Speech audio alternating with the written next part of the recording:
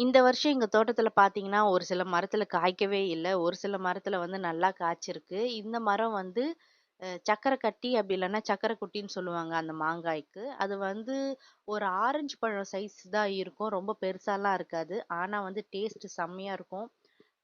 தேன் மாதிரி இருக்கும் டேஸ்ட்டு. நீங்க அவ்வளவா மார்க்கெட் சைட்லலாம் பார்த்துருக்க மாட்டீங்க. போன வருஷம் கூட நான் இந்த பழத்த வந்து வீடியோ போட்டிருந்தேன். அப்ப வந்து ஒருத்தவங்க இதோட விதை கேட்டிருந்தாங்க. எனக்கு YouTubeல ஒருத்தவங்க கமெண்ட்ல கேட்கும்போது அவங்களுக்கு குடுக்கணும்னு தான் எண்ணம். ஆனா எனக்கு எப்படி குடுக்கணும்ன்றது தெரியல. அ இது எப்படி குடுக்கணும்ன்றது தெரிஞ்சவங்க கமெண்ட் பண்ணுங்க. எனக்கு கொஞ்சம் யூஸ்ஃபுல்லா இருக்கும்.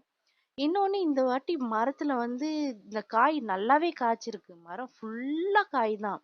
ஆனா என்னவோ தெரியல ஒரு சில காய் பாதி காய் ஒரு சிலதுல பாதி கை வச்சாலே அப்படியே கொட்டிடுது. வெம்பி போயிடுது மரத்திலேயே. அப்படி கை வச்சா விழுந்துடுது. அதுக்கான ரீசன் என்னன்னே தெரியல. இப்படியே பாதி காய் கொட்டிடுச்சு. இதுக்கு ஏதாவது சொல்யூஷன் இருந்தாலும் எனக்கு கமெண்ட் பண்ணுங்க. எங்களுக்கு கொஞ்சம் ரொம்ப யூஸ்ஃபுல்லா இருக்கும்.